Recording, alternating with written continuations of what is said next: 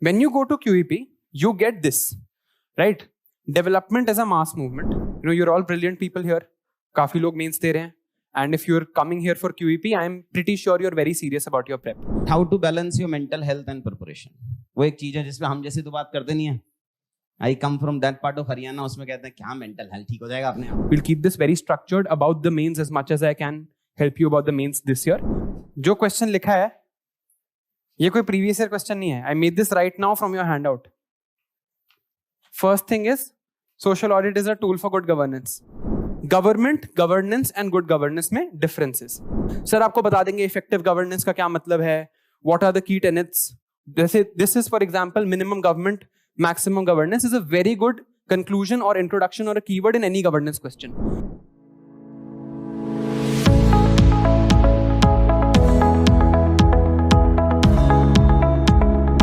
So I don't think he needs any introduction. चाहिए क्या? How many of you knows who is Shivin? So Shivin Chaudhary, QEP batch student, पहले वाले जो batch था last year वाले batches में. Today's session will mostly be focusing upon how QEP can help you in increasing your score. इसके लिए. बाकी any doubts if you have? In general also, I especially like his other than the content वाला part और select हो गया बच्चा and YouTube अच्छा है and all उसके part में. But how to balance your mental health and preparation. वो एक चीज है जिसमें हम जैसे तो बात करते नहीं है. I come from that part of Haryana. उसमें कहते हैं क्या mental health ठीक हो जाएगा अपने आप. Usually my level of generation says ना कि सुबह जल्दी उठा करो सब ठीक हो जाएगा. You should wake up early. So in case you need to understand how balancing your mental health plus preparation or attempts and all these things, so he's the right guy. What do you? All right, sir. Thank you.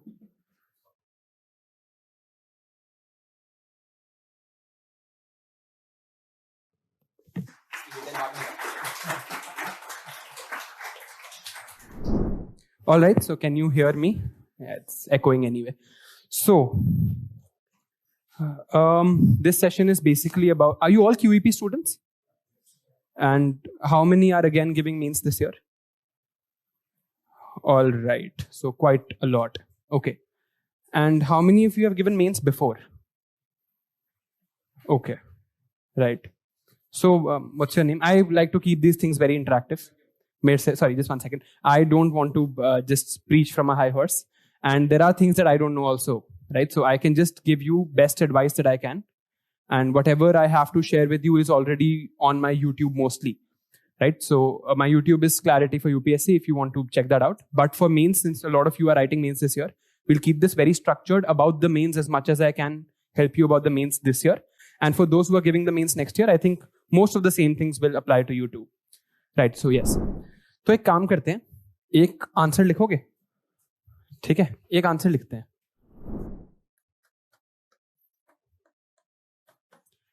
ये answer लिखो यार एक बार. And you have 7 minutes. So I'll time you also. Okay, your time is up. Yeah, it's 7 minutes हो गए. अब बताओ, complete किसका हुआ? 1, 2, 3, 4, 5 और कोई? तो 6. ठीक है. तो you must have heard that to clear the mains, if you just complete the paper, you'll get an interview call.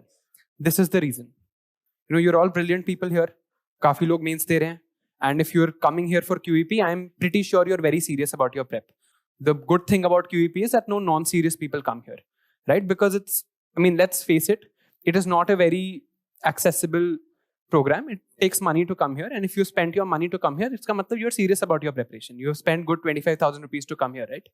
But अभी भी 5 लोगों का ही complete हो रहा है ना पे question. अब बताओ problems क्या क्या आई? What all problems did you face? बोलना शुरू करो. Data नहीं था. Okay, what else? हाँ जी? Dimension. Correlations कह रहे थे ना आप? Correlate नहीं कर पाए. Okay, what else? Sorry? It will come under correlation only. Somebody from the back? Structure नहीं हो रहा था. Okay. Any other problem? How much time did you guys spend in the introduction? Maybe some more time also. किसी को 2 minute भी लग गए होंगे, 2.5 मिनट भी लग गए होंगे. बट जब एग्जामिनर आपका आंसर चेक करेगा, does he really care about the introduction? No. आप कितनी भी अच्छी इंट्रोडक्शन लिख लो, आई डोंट थिंक 1 मार्क्स से ज्यादा मिल सकता है. और कितनी भी खराब लिख लो, 0.25 से कम नहीं हो सकता. Right? I don't know how UPSC marks, nobody knows. कोई आपको कह भी रहा है तो वो झूठ बोल रहा है, but nobody knows, right? But the first line can not make such a big difference. But since we start there, तो वो हमारी बहुत बड़ी प्रॉब्लम है, राइट? एंड ये जो प्रॉब्लम है, ये मेन प्रॉब्लम इंट्रोडक्शन की है ना.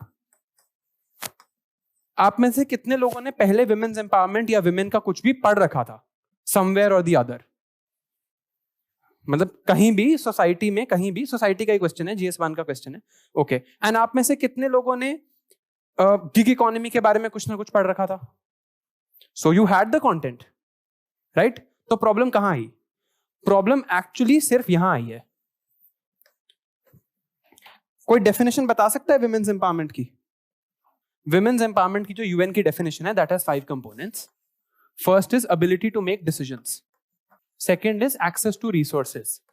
Third is ability to influence social change, sense of self-image, control over their lives. So once women have all of this, they are considered empowered as per the UN, and resources can be social, economic and political. अब बताओ, लिख लोगे कि women's empowerment in decision making, maybe gig economy can help. In some places cannot help. Social, economic, political can help, cannot help. Social change, हाँ, maybe some place not. Self-image, some place not. And control over lives, some place not. ठीक है? अब आप लोग QEP में आ गए हो, तो what we'll do is we'll talk about the QEP now. So अभी क्या करते हैं? हम QEP की बात करते हैं कि आपको इसे यूज कैसे करना है. That is what the main session is. फिर हम क्लास के एंड में एक और क्वेश्चन लिखेंगे, ठीक है? एंड देखते हैं if you can, improve. अभी मेन प्रॉब्लम क्या है कि लोगों का कंप्लीट नहीं हुआ. तो यहां पर अगर मुझे इंटरव्यू कॉल देनी होती, तो जिसने भी कंप्लीट कर लिया, जिसने, एक क्वेश्चन था टू व्हाट एक्सटेंट, राइट? तो जिसने बता दिया कि हाँ, gig economy did help women's empowerment and gig economy did not help women's empowerment, some place yes, some place no, उसको इंटरव्यू कॉल आ गया. Even if they did not have data, call आ गया.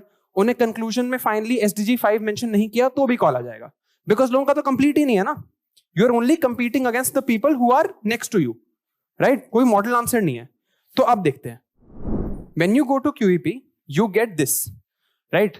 Development is a mass movement. This is how the good governance का आपका first theme होगा, most likely, and this is how it will start, right? So this gives you what? An approach to development, right? So you start with independence हुई, then संकल्प से सिद्धि की बात हुई, then सर्वश्रेष्ठ Bharat. This happened, okay?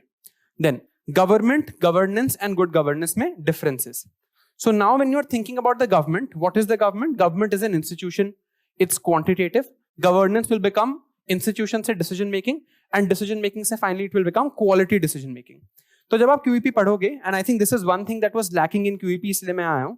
What will happen is, पहले sir आपको इन slide से पढ़ाएंगे, right? आपको मिलेगा एक handout.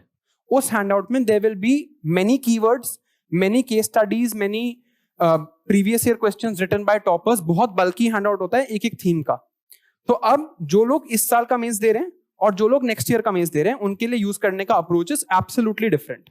If you are giving the mains next year, read the QEP completely. पूरा डॉक्यूमेंट पढ़ना, एक चीज पढ़ना, try and understand every keyword and everything that is written. But if you are giving the mains this year, आपके पास नहीं है time इसके लिए, right? If you try to finish the entire QEP, आपका ऑप्शनल छूटेगा. And ultimately for 800 marks in the mains, you will need 300 in your optional. There is no other way to get it, right? तो आप अपना आज से mains का time आप लगाओगे 50% in the optional. So 50% of your time goes to the optional, 50% is going to go to GS and SA, right? उसमें भी QEP में ethics covered नहीं है या है? नहीं है ना? तो आप ethics पे time लगाओगे, आप SA पे time लगाओगे. So ultimately your aim in this mains is to maybe improve 20 marks. इससे ज्यादा नहीं बढ़ सकते यहाँ पे, right? Let's be very realistic. तो 20 मार्क्स के लिए जो टाइम आप इन्वेस्ट कर रहे हो, you have to be very good with it. ये मैं उनसे बात कर रहा हूं जो इस साल का मेंस दे रहे हैं. जो नेक्स्ट ईयर का मेंस दे रहे हैं, वो पूरा डॉक्यूमेंट एज इट इज पढ़ेंगे, राइट? सर क्या होता है, सर पढ़ाते हैं इन स्लाइड से, राइट सर आपको बता देंगे इफेक्टिव गवर्नेंस का क्या मतलब है, what are the key tenets, जैसे this is for example minimum government maximum governance is a very good conclusion और इंट्रोडक्शन और a keyword in any governance question. यहां पर आपको डेटा फैक्ट्स मिल जाएंगे, जैसे ये, इसे मैंने बहुत यूज किया है, इसको समझते हैं इसे कैसे यूज करना है। ये वर्ल्ड बैंक की डेफिनेशन है गवर्नेंस की, देयर आर 8 पिलर्स, ठीक है, इसको याद कर लो एक बार, try and remember it, you can remember it through a mnemonic called crabtree, ठीक है, सर ने शायद आपको पढ़ा दिया होगा। Consensus orientation, rule of law, accountability, participatory, transparent, responsive, equitable and inclusive, effective and efficient. So now we know what good governance is. ठीक है, ये हमने याद कर लिया. Sir will keep teaching you from here traditional administration or required administration, elements of trust-based governance क्या क्या होते हैं, सर आपको ये पढ़ाते रहेंगे. The point is कि can I please get the handout जो आप लोगों को मिलता है, पूरा handout. Good governance का पूरा handout अगर किसी के पास है तो, thank you. So what will happen is when you get this handout, आपको शुरू में तो you will get previous year questions, बिना प्रीवियस ईयर क्वेश्चंस पढ़े अगर आप एक लेक्चर भी देख रहे हो तो you are wasting your time, ठीक है, बिकॉज अगर आपको इन प्रीवियस ईयर क्वेश्चंस में डायमेंशंस नहीं समझ आती कि क्या क्या वो पूछ चुके हैं और क्या क्या वो आगे पूछने वाले हैं, तो कोई फायदा ही नहीं है। और आप इन्हीं को देखोगे तो you will realise that there is so much repetition, right, एक ही क्वेश्चन बार बार बस थोड़ा सा नाम चेंज करके, थोड़ा सा ऊपर नीचे करके they are asking over and over again. तो first job is you do this, lecture आप अटेंड करोगे आपको ये चीजें समझ आ जाएंगी, right, you will understand what social contract between the state and the citizen is, what trust deficit is, right, then you will have this acronym future as a way forward for any question, right, but इसको आप use कैसे करोगे, पहले आप लो ये, यहां पर आप प्रीवियस ईयर क्वेश्चंस खुद से मैप कर लो, राइट, जैसे अगर मैं यहां पे देखूं 2022 का क्वेश्चन है, to what extent in your opinion has decentralization of power in India changed the governance landscape at the grassroots? क्या ये क्वेश्चन पहले नहीं आया होगा? पक्का आया होगा in some other way, जहां पर उन्होंने किसी decentralized body की advantages पूछी होंगी, बात तो वही है ना। So you map all the previous year questions in the sense कि ये चीज ये पूछ सकते हैं, then you know what you have to focus on and what you don't have to focus on. जैसे pressure groups का question they have asked 5 times in the past 10 years, तो आप pressure groups के लिए एक आंसर बना के जाओगे, राइट, तो पहले तो यू नीड टू नो कि आपके नोट्स में होना क्या चाहिए, आपके नोट्स में सारे प्रीवियस ईयर क्वेश्चंस और प्रीवियस ईयर क्वेश्चन से जो डायमेंशन एक्सट्रैक्ट हो सकती है वो आपके नोट्स में चाहिए। जैसे they have asked impact of globalization on old age, impact of globalization on women, so क्या next year can there not be a question on impact of globalization on tribals और ऑन यूथ और on children और on any other vulnerable section? So this has to be in your notes, जो आ गया वो तो है ही और जो आ सकता है वो भी, राइट, तो पहला आपका काम ये है before you start any theme. Second, you will not compartmentalise artificially. अगर ये एक चीज है future of trust based governance, ये आप GS2 के लिए नहीं पढ़ रहे हो सिर्फ, ये आप एसए में भी लिख सकते हो, ये आप GS4 में भी लिख सकते हो। So whatever you read here you will spread across all papers, sometimes maybe if somebody has a PSIR optional maybe there also. अब मैं आपको बताता हूं जो मेरे को मेन प्रॉब्लम आई थी QEP में, वो थी ये है मेन प्रॉब्लम QEP की, right? The main problem is that there are so many facts and there are so many things that you have to read that it's very difficult to remember all of this, right? आप कैसे याद कर लोगे ये सब कुछ? तो आप क्या करो? How will you know कि ये वाला fact important है और ये वाला fact important नहीं है, ये मैं याद करूं, ये मैं ना करूं, especially for people who are giving means this year. Even if you're giving in 2024, you cannot remember these many facts for 20 themes, right? परेशान हो जाओगे आप। तो इसके लिए again, go back to previous year questions. Previous year में आप dimension identify कर लो, जैसे मैं आपको इसी टाइम पे ये देखो, let me identify dimensions in front of you. 2021 GS2, pressure groups play a vital role in influencing public policy making in India, explain how the business associations contribute to public policies, right, तो इसका मतलब public policies तो आएगा and pressure groups is very important, तो pressure groups is one thing. Then local self-government system in India has not proved to be effective instrument of governance. Critically examine the statement, give your views. आ गया democratic decentralization, यहाँ पे था वो question, यहाँ पर भी वो question है। So now I have identified one theme in governance in GS2, that is democratic decentralization, कि ये तो आना ही है, right? Okay. Then pressure groups पे अभी question था, this is 2021 का question, right? Now I am reading 2017 का question. How do pressure groups influence Indian political process? do you agree with this view that informal pressure groups have emerged as powerful than formal pressure groups in the recent few years? So now what does that tell me? That pressure groups is also a very important theme, right? ठीक है, आगे पढ़ते हैं. E-governance is not only about utilization of power of new technology, but also much about critical importance of the use value of information. So e-governance is becoming something, इस syllabus में भी लिखा है, यहाँ पर भी है. तो e-governance becomes a theme. तो आप ये previous year question से theme identify कर लो, जितने भी आप कर सकते हो. Once that is done, आपके पास मान लो good governance is a part of ethics, good governance is a part of GS2. आपके पास let's say 10-15 themes आ गए. Now you need how much data? You need maybe one data for each. That's all. Right? अब उसके हिसाब से चलना है. Pressure groups में मान लो question आएगा, तो एक ही question आएगा और इंट्रोडक्शन में आप एक ही डेटा पॉइंट लिख पाओगे. तो 5 डेटा पॉइंट याद नहीं करने. यहां 5 क्यों दिए हुए? Because you have to remember one of them, right? जैसे यहां पे लोकपाल पे 3 डेटा है, वैकेंसी का, परफॉर्मेंस का, लोकायुक्त का. You can remember only one, तो आप एक याद करो, सारे याद नहीं करने. आपके थीम्स बन गए. Then you have keywords. अब कीवर्ड्स को यूज करना is a different skill, right? Keywords को यूज करना the skill is that you identify keywords जो अक्रॉस पेपर्स यूज हो जाते हैं. It can not be only in one paper that it can be used. जैसे let's say 3S of good governance: speed, scale and sensitivity, right? This can be used in ethical governance in GS4. This can be used in your essay.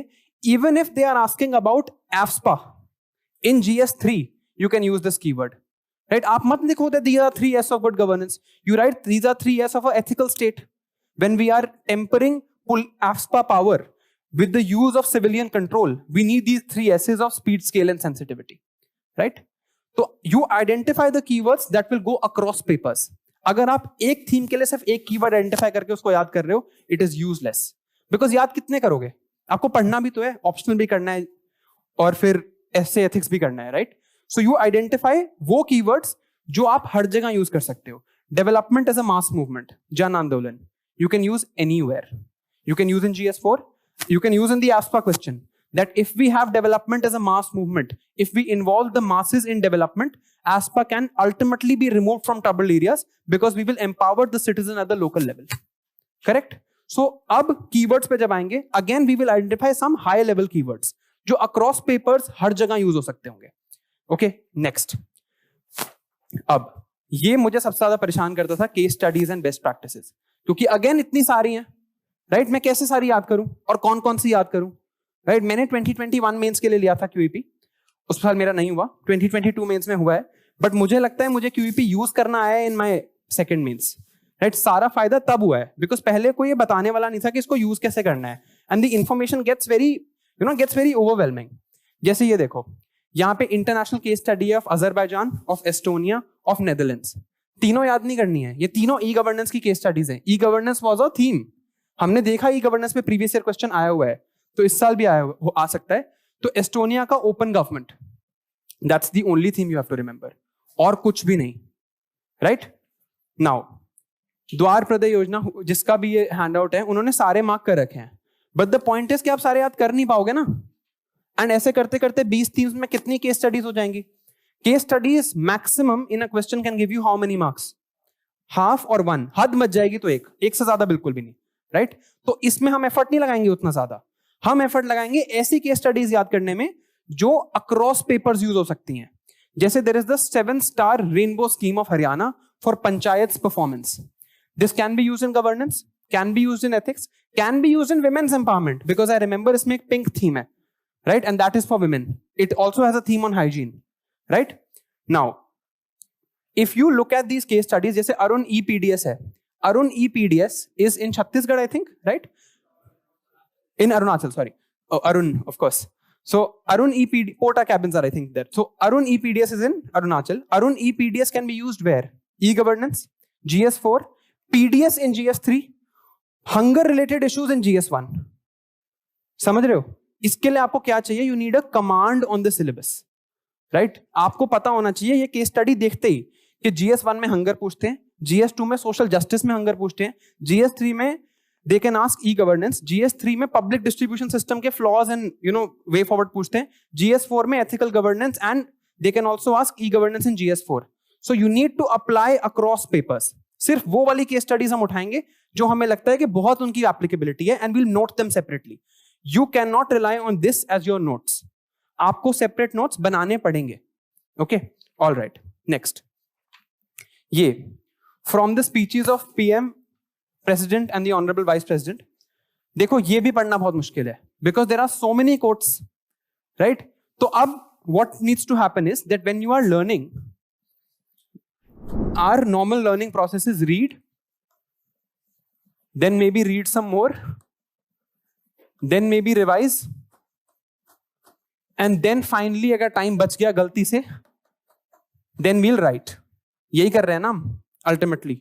Like if I was to tell you before coming to this session that I'll make you write a question on e-governance before I start, or write a question on women's empowerment before I start, तो रट के आते हैं ना women's empowerment.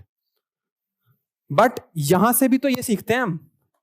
अब आपने जब वो क्वेश्चन लिखा, did you now if you read women's empowerment, will you not read it better? Right? तो प्रीवियस ईयर क्वेश्चंस ही लिखो. कोई टेस्ट सीरीज मत लिखो, कोई नई चीज मत लिखो, प्रीवियस ईयर क्वेश्चंस लिखो. Try writing it before you solve the problem. Okay, एक बुक है called Making It Stick. This is written by Peter C. Brown.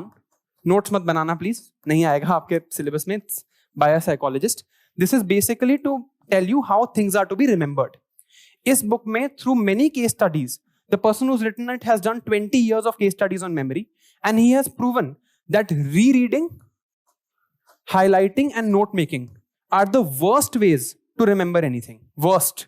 इससे खराब कुछ नहीं है, इससे घटिया तरीका ही नहीं है याद करने का. ढूंढ लोगे तो भी नहीं मिलेगा. It's that bad. Because what happens is when you are highlighting or rereading, your brain is forming associations in a particular format. It is not generating actively. अभी आपको women's empowerment का डेटा actively चाहिए था. Because means में क्या है? The paper is blank. खाली paper पे information has to come out of you. It cannot be, कि मैंने एसोसिएट कर रखा है, पहले मैं PLFS याद कर रखा है मैंने, फिर मैंने विमेंस एम्पावरमेंट का उनका एम्प्लॉयमेंट रेट याद कर रखा है, फिर एक्सेस टू रिसोर्सेज, फिर पार्लियामेंट में कितनी है ये याद कर रखा है, फिर मैं उससे याद करूंगा. You just need one data and it needs to come directly. तो वो कैसे आएगा? You write a previous year question, लिख दो. नहीं पढ़ा टॉपिक तो भी लिख दो. अब देखो जब विमेंस एम्पावरमेंट आप घर जाके आज पढ़ के देखना, बेटर पढ़ोगे ना सब लोग women's empowerment, right? So this is what you need to do. So you write the previous year question. अब आप आओ speeches पे. आप लिख चुके हो previous year question, आप try कर चुके हो. Now you will instantly know कि यार इसमें से कहाँ वो चीजें हैं जो मुझे काम आएंगी और कहाँ नहीं आएंगी. Problem क्या है that if we start reading before we write, है ना, this has to go in consonance. The conventional wisdom is कि मेरे को लिखना है जब मेरे को सब याद हो जाए. But फिर मुझे ये कैसे पता चलेगा कि मुझे क्या याद करना था? ये याद नहीं हो सकता. No matter how good of a memory champion you are, you cannot remember all of these. You cannot remember all of these. Right? कितना भी कर लो, सारे themes की याद नहीं होगी. But यहाँ पे there is a word called ROAD. Responsibility, ownership, accountability, discipline. So I can make this road to good governance, road to ethical governance, road to decentralization, road to effective use of civil services for the state. Anything. कहीं पे भी responsibility, ownership, accountability, discipline is a good thing, right? तो ये मेरे लिए important है. But एक भारत श्रेष्ठ Bharat is probably not something that I will write in every question. तो इसको मैं इग्नोर कर दूं. And how will I know कि इसमें से कौन सा यूजफुल है? लिखने के बाद first you write, then you read, then you write again, तब आपको समझ आएगा. Now moving on again from the speeches of honourable president, speeches of honourable vice president. ये अल्टीमेटली आधा नंबर ही है इन 2 पेजेस में. तो इस पे 10 मिनट से ज्यादा खर्च नहीं होने चाहिए. बिकॉज कंटेंट नहीं होगा, जब मेन चीज ही नहीं है आपके पास, जब आपके आंसर्स कंप्लीट नहीं हो रहे, then how does this help you? अगर आप 2024 दे रहे हो तो सब कुछ पढ़ो, read everything, then utilize what is important. अगर 2023 दे रहे हो, you have to be very efficient. आप पहले लिख लो, right previous year questions first. जो मेकिंग इट स्टिक मैं बता रहा था उसमें उन्होंने यही कहा है कि मान लो अगर आपको कोई प्रॉब्लम सॉल्व करनी हो या you have to learn something, you should do its questions beforehand. जैसे मान लो मुझे आपको प्रेसिडेंट पढ़ाना हो, the best way to teach you is कि मैं आपको प्रेसिडेंट के सारे प्रीवियस क्यूज प्रेसिडेंट पढ़ाने से पहले सॉल्व कराऊं. फिर जब मैं आपको प्रेसिडेंट पढ़ाऊंगा तो क्या होगा? You will automatically focus when a PYQ comes. तो ऑटोमेटिकली इंपॉर्टेंट टाइम पे आपका फोकस होगा ना. बट हम क्या कर रहे हैं? प्रेसिडेंट पढ़ने के बाद पीवाईक्यूज करते हैं, फिर करते हैं अच्छा यार ये इंपॉर्टेंट था, फिर वापस जाते हैं. तो ये एक एक्स्ट्रा साइकिल क्यों लगाया? Because we are afraid of making mistakes. Right अगर मैं अभी आपको बोल देता कि ये क्वेश्चन जो मैंने आपसे लिखवाया है ये चेक होगा, तो आधे लोग नहीं लिखते, राइट अभी भी बहुत लोगों ने एडमिट नहीं किया होगा कि उनका कंप्लीट नहीं हुआ या उनकी गलती नहीं हुई, because we are afraid. But we have to fail here ताकि हम वहां फेल ना हो. नहीं तो देखो, if we have a problem, वो प्रॉब्लम तो आएगी कभी ना कभी, राइट मेंस में अच्छी बात यह है कि आपको 2 महीने बाद पता चलता है whether you will make it or not. तो you can be easily saying कि हाँ ठीक है यार 2 महीने बाद देखते हैं, राइट प्रीलिम्स में क्या प्रॉब्लम है कि उसी दिन पता चल जाता है. That's why prelims is scary. So fail here, fail as much as you can right now, बाद में you will not have a problem. अब नेक्स्ट, यहां से आपका स्टार्ट होता है गुड गवर्नेंस का हैंड आउट. जब आप पढ़ने लगोगे ना QEP, you start from this page. जब सर लेक्चर लेंगे तो क्या होगा, ये जो चीजें हैं ये सर पढ़ाएंगे और कुछ चीजें ऑटोमेटिकली यहां पे होंगी. You have to read this alongside. तो आपको यहां से स्टार्ट करना है, राइट यहां पर जो आपने ऐड करना है वो ऐड करना है.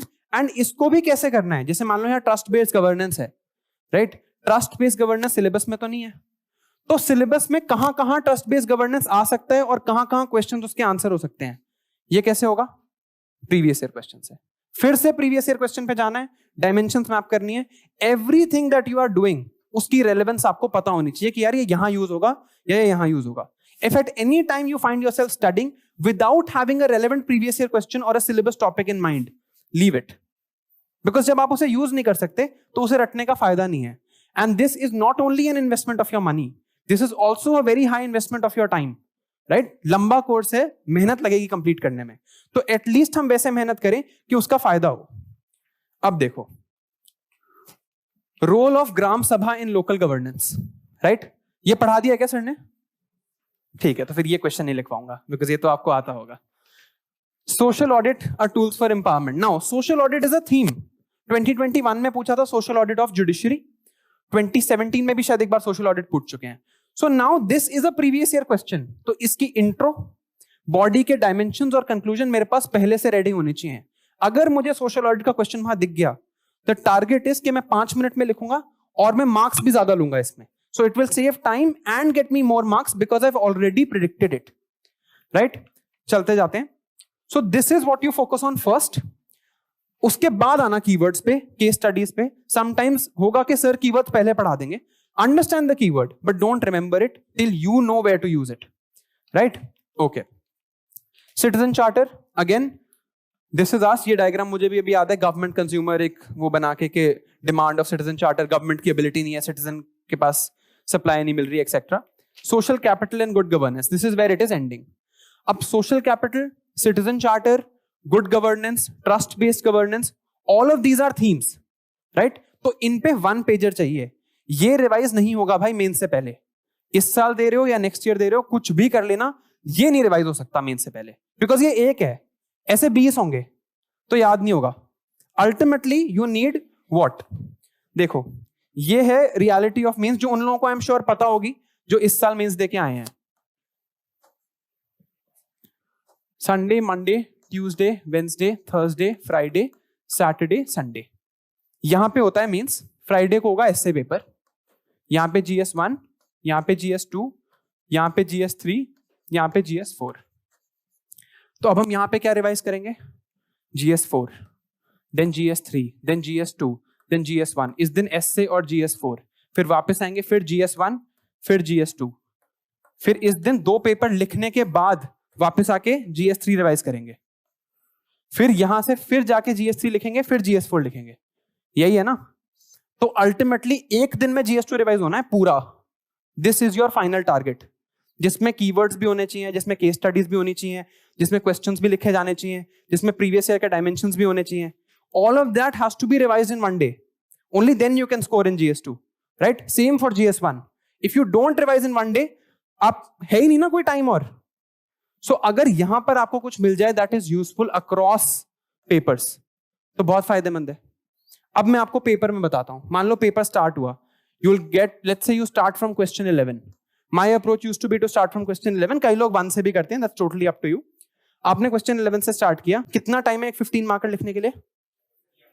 11 मिनट्स, राइट. और एक 10 मार्कर लिखने के लिए 7 मिनट्स. बट ये है दुनिया का सबसे बड़ा झूठ, बिकॉज आप इतना तो कर नहीं पाओगे ना. How will you manage a paper? फिर तो आप यही देखते रह जाओगे, अपनी घड़ी देखते रह जाओगे. So your target has to be कि क्वेश्चन 11 से आप स्टार्ट करोगे, 5 मिनट्स मिलते हैं रीड करने के लिए, this question you right in 7 to 8 minutes, right? अब आप इतने टाइट शेड्यूल पे हो that every 15 marker you have 11 minutes for and every 10 marker you have 7 minutes for. तो यहां पर तो अगर मैंने 5 मिनट बचा लिए तो मतलब you know it will may be mean 10 marks in the mains, and 10 marks in the mains means at some point 100 ranks. Okay, सो अगर यहां पर मुझे टाइम सेव करना है, इसके लिए मुझे क्या चाहिए? आई नीड कि मेरे पास पहले से कुछ थीम्स पे इंट्रोडक्शन हो, पहले से कुछ कंक्लूजन हो और डायमेंशन सॉर्टेड हो. तो अब मेरी सोशल ऑडिट की डायमेंशन सॉर्टेड है, मेरे पास 1-pager नोट्स हैं सोशल ऑडिट के. अब सोशल ऑडिट का क्वेश्चन आया, I have in my mind कि ये मेरा इंट्रो है, ये मेरा कंक्लूजन है, ये मेरे डायमेंशंस है, राइट? उसके बाद it's not going to be a problem, correct? So in summary QEP को यूज कैसे करना है? पहले कीवर्ड्स नहीं पढ़ने, पहले केस स्टडीज नहीं पढ़नी, पहले स्पीचेस नहीं पढ़नी. सबसे पहले क्या करना है? Very good, previous year questions. Previous year question करने के बाद जो सर ने पढ़ाया उससे थीम्स देखने हैं. फिर क्या करना है? फिर लिखने हैं, फिर पीवाईक्यू लिखने हैं. उसके बाद जब ये कर लेंगे, उसके बाद इनमें से one or two that can be used across papers. Got it? सारे थीम्स ऐसे करने हैं, सबके सब, चाहे कितना इंपॉर्टेंट लग रहा हो आपको या कितना भी यूजलेस लग रहा हो आपको. मैं आज तक क्यूईपी का एजुकेशन वाला थीम कंप्लीट नहीं कर पाया हूं अभी तक, मेरे को नहीं आता वो, क्योंकि टाइम नहीं बचता है इतना, बल्कि नहीं टाइम होगा आपके पास ये करने के लिए. जो लोग आप में से मेंस दे रहे हैं, you are maybe right now thinking कि आपके पास टाइम है. अभी देखना आपकी क्या हालत होगी अगस्त में. एक दिन में पूरा जीएस रिवाइज करना है, सिलेबस याद नहीं होता एक दिन में जीएस का, राइट? ठीक है, so this is all I had to say to you. Social audit is a tool for good governance but needs certain reforms. लिखो, अभी आप पढ़ चुके हो तो 6 minutes है. स्टार्ट. क्वेश्चन मत लिखना. इंट्रो नहीं सोच पा रहे तो बॉडी पे चले जाओ. बॉडी लिखने के लिए गुड गवर्नेंस के 8 पिलर्स सोचो. Where does social audit help? In those 8 pillars. That is your first dimension. Second dimension is what are the challenges of social audit. इतना लिखना है मिनिमम 6 मिनट में. ओके, कितनों का कंप्लीट हुआ? You are done, time is up. ठीक है, काफियों का पहले से. इस बार इंटरव्यू कॉल लेने के लिए थोड़ी और मेहनत करनी पड़ेगी, राइट? कंप्लीट होने से काम नहीं चलेगा. अब एक बार अपना हैंड आउट खोलना, पेज 18 पे. पढ़ना क्या है? जो क्वेश्चन लिखा है ये कोई प्रीवियस ईयर क्वेश्चन नहीं है. I made this right now from your handout. First thing is social audit is a tool for good governance. Second thing is key challenges. Third thing is way forward. यही लिखना था ना इसमें, but इसमें आपको 6 minute नहीं लगने चाहिए. फिर are you getting it? This is how you have to use QEP. Social audit का क्वेश्चन आ गया, this is directly from your handout यार. You have to hit this question. कब पढ़ाया सर ने सोशल ऑडिट? परसों, right? तो time भी नहीं हुआ. So this you have to remember.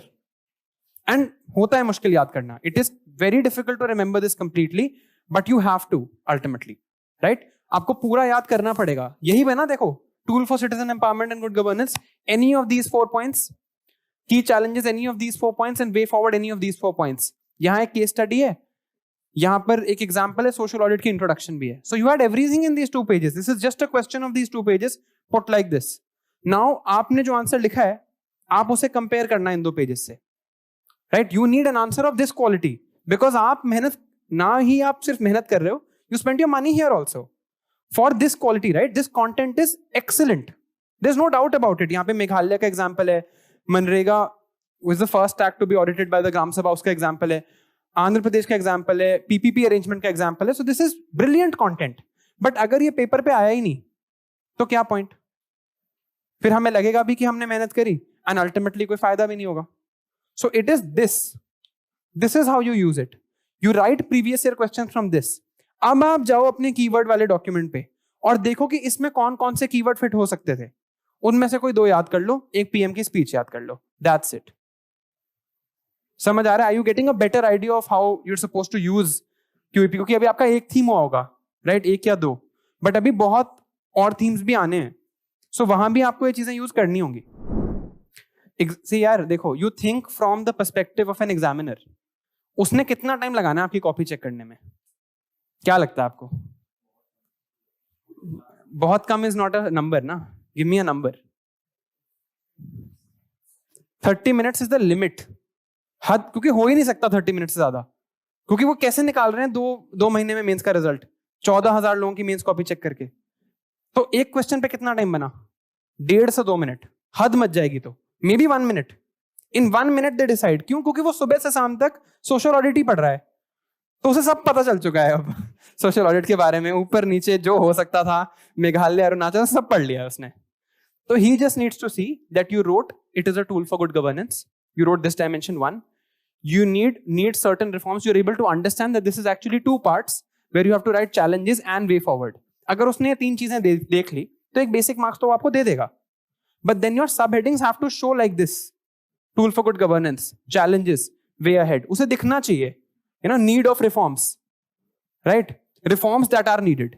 So need of reforms is the challenges. Reforms that are needed is the way forward. जब उसने ये देख लिया तो एक बेसिक मार्क्स तो हो गए। अब whatever examples etc you can add, minimum, मतलब 2-3 एग्जाम्पल तो सब लिखेंगे। आप हद मचा दोगे तो आप 7-8 लिखाओगे, तो it is a half mark difference. But half mark in every question is 10 marks in GS, and we started with you are here to improve 20 marks. तो अब आप जितना याद कर पाओ, but now you will understand how to use it, because since I have faced this problem कि मैं यहाँ, I was an online student, so I have been in QEP and not known how to use it. तो मुझे लगता था मैं बहुत मेहनत कर रहा हूँ, right? That time my YouTube was called anonymous UPSC aspirant, और उसकी वीडियोस अभी भी हैं जिसमें on my vlogs I am saying कि क्यूईपी बहुत मेहनत हो रही है, क्यूईपी याद नहीं हो रहा, right? It's still there, because मुझे नहीं पता था ये बाद में समझ आता है। So this is why I have come here to tell you कि अगर आपने ये थीम्स याद कर लिए, कुछ कीवर्ड याद कर लिए, you are sorted, then go to the next one. A complete finality to your answer obviously looks better than just more and more points, but ये आपकी speed will increase with time, right? ये compromise करने की नौबत नहीं आनी चाहिए ideally in a question like this. ये नौबत आनी चाहिए गिग इकोनॉमी वाले क्वेश्चन में जो हमने पहले नहीं पढ़ा, जो नोट से डायरेक्टली आया है, उसमें नौबत आनी नहीं चाहिए। उसमें तो 6 मिनट में सब कंप्लीट होना चाहिए। एंड जितने भी लोगों ने अभी आंसर लिखा है, you must have realised it was more about thinking than it was about writing. If it was coming to your mind तो आप लिख लेते। जो पॉज हुआ है आपकी राइटिंग में, वो सोचने के लिए हुआ है, याद करने के लिए हुआ है। So remember the way you have to write. इस क्वेश्चन का main format, like what was the main demand, कि सोशल ऑडिट अच्छा है बट थोड़ा सा और अच्छा होने की जरूरत है। So you can right that what were the 2 keywords, citizen centric governance, right? Social audit through active citizenry ensures citizen centric governance, but certain lacuna in social audit need to be addressed as aforementioned. खत्म, दोनों keyword use हो गए और आपका conclusion 2 line का हो गया। आपने बता दिया कि हाँ यार अच्छा है, कुछ चीजें यूज करनी है, वो ऊपर मैंने बता दी। Your notes on social audit are supposed to be in the format of an answer on social audit. That is why you are going to remember that way, ना? तो आपको याद आएगा कि मैंने इंट्रो में लिख रखा था, कंक्लूजन में लिख रखा था, ये 4 डायमेंशंस याद कर रखी हैं। So then that will translate into at least saving your time, if not anything else. Mains दे रहे हो इस साल, फिर आप लगा सकते हो टाइम, बट जो लोग मेंस इस साल दे रहे हैं, सेकेंड टाइम आएगा ही नहीं। You will not get time to read social audit again till your mains now. This is a guarantee. आज पढ़ लेना, मैक्सिमम आज का टाइम है, दोबारा you will not get time for this. So if you're giving next year, then maybe you can take some time, but जो when you know you have to be efficient, you have to be efficient, and preferably एक बारी में कर लो यार, क्यों why you want to come to it again and again? Whatever you're writing, relate with the final paper, right? अगर वो final paper में use नहीं हो सकता तो वो useless है, उसको छोड़ दो। आप 15 चैलेंज याद कर जाओ प्रेशर ग्रुप्स के, कभी आएंगे ही नहीं लिखने को। You select the best 5 and remember them, that's it. So देखो, repetition को थोड़ा अवॉइड करना है, राइट? अगर आपने बता दिया सोशल ऑडिट से अकाउंटेबिलिटी होती है, इस पे आप 5 वर्ड भी लिख सकते हो और 500 वर्ड भी लिख सकते हो, बट आपको तो एक चीज समझानी थी ना कि यार सोशल ऑडिट से अकाउंटेबिलिटी होती है। जब वो हो गई देन मूव ऑन, जितने डाइवर्स उतने बढ़िया। देखो again one thing, if you are mapping, जैसे आप कह रहे हो कि कंसेंसस ओरिएंटेशन से आपने पॉइंट लिखा, you don't every time need to use the word consensus orientation. Consensus orientation also means deliberative process between the people, right? तो आप लिख सकते हो सोशल ऑडिट, मेरे दिमाग में कंसेंसस ओरिएंटेशन है बट मेरे पेपर पे है social audit ensures a deliberative process between the people. PYQ repeat होते हैं ना यार, तो PYQ is always better, but PYQ आपको टेस्ट फॉर्मेट में नहीं मिलेंगे, तो दोनों का थोड़ा अलग पर्पस है. PYQ is like writing reading together, वो it is a learning exercise. PYQ is not really a test, test is different. And PYQ का क्या होगा ना, जो भी मटेरियल आप पढ़ोगे ना वो पीवाईक्यू बेस पे ही बना हुआ होगा, तो you will never get a new question, right? Which जो आपसे यूज होता है, there is no right template and there is no wrong template. One which you can use for making notes is the one you can answer the paper with. जैसे good governance was a template which you've made your notes with. तो ये question आपने लिख लिया ना good governance वाले template से, जिससे आप नोट्स बनाते हो उससे आप आंसर लिखो, जिससे आप आंसर लिख रहे हो उससे जब आप पीवाईक्यू प्रैक्टिस कर रहे हो उसी से अपने नोट्स बनाओ. But use a template because उससे याद करना आसान हो जाता है. वर्ल्ड हिस्ट्री में श्रेयांश कुमार सर के नोट्स आते हैं, एक दिन में हो जाएंगे. पोस्ट इंडिपेंडेंस में विजन का डॉक्यूमेंट है 60 पेज का, एक दिन में हो जाएगा. ठीक है. मॉडर्न हिस्ट्री अगर अच्छे से नहीं पढ़ा है तो स्पेक्ट्रम की समरी याद कर लो. स्पेक्ट्रम तो पढ़ी होगी तो समरी याद हो जाएगी 1 या 2 दिन में. प्रीवियस ईयर क्वेश्चन में आर्ट एंड कल्चर में 3 ही चीजों पे क्वेश्चन आते हैं, art, architecture, language and literature, right? उसके प्रीवियस ईयर क्वेश्चन कर लो और उससे डायमेंशंस मैप कर लो. जैसे Persian literature they have asked, Gupta literature they have asked, Sanskrit literature they have not asked, तो उसका चांस है. प्रीवियस ईयर क्वेश्चन से आर्ट एंड कल्चर की जैसे डायमेंशंस बता रहा था वैसे मैप कर लो. वर्ल्ड हिस्ट्री का बता दिया, पोस्ट इंडिपेंडेंस का बता दिया, मॉडर्न हिस्ट्री का स्पेक्ट्रम की समरी. बट टाइम मत लगाना 4-5 दिन से ज्यादा, बिकॉज और चीजें ज्यादा इंपॉर्टेंट है. हो सकता है एक भी क्वेश्चन ना आए वर्ल्ड और पोस्ट इंडिपेंडेंस से, हो सकता है आर्ट एंड कल्चर से एक ही क्वेश्चन आए, जैसे हुआ है 2022 में और 2020 में भी, तो कुछ भी हो सकता है. तो डोंट मेस विद दैट. तो देखो अगर मेंस दे रहे हो तो आपके पास स्टैंडर्ड रिसोर्स पढ़ने का टाइम अब नहीं है, ठीक है? तो पेपर 2 के लिए लिख लो मंदार पटकी सर के नोट्स यूज करना for social and tribal. Paper 1 के लिए यूज नारायण अमित सर के notes for paper 1 as much as you can. Mandar पटकी सर के नोट्स पेपर 1 में आएंगे, थ्योरीज में काम और सोशो कल्चरल में काम. और जो फिजिकल एंथ्रोपोलॉजी वाला पार्ट है वो करना नारायण अमित सर के नोट्स से. और आर्कियोलॉजी छोड़ देना, सिर्फ अक्षत जैन जितना कर लेना. और वहां पे क्वेश्चन सिलेक्शन ऐसे करना कि आर्कियोलॉजी अवॉइड कर लो, क्योंकि आर्कियोलॉजी पढ़ने के लिए महीना चाहिए होता है. आर्कियोलॉजी पढ़ने का एक्चुअल सोर्स है डीके भट्टाचार्य सर की बुक, बट वो आपके पास टाइम नहीं है अभी करने का. तो just to Akshat Jain sir की बुक एंड देन अवॉइड जितने क्वेश्चन अवॉइड होते हैं, सिलेक्टिवली जाना और अवॉइड कर देना आर्कियोलॉजी को, बिकॉज नहीं हो पाएगा इस सबके साथ वो मैनेज.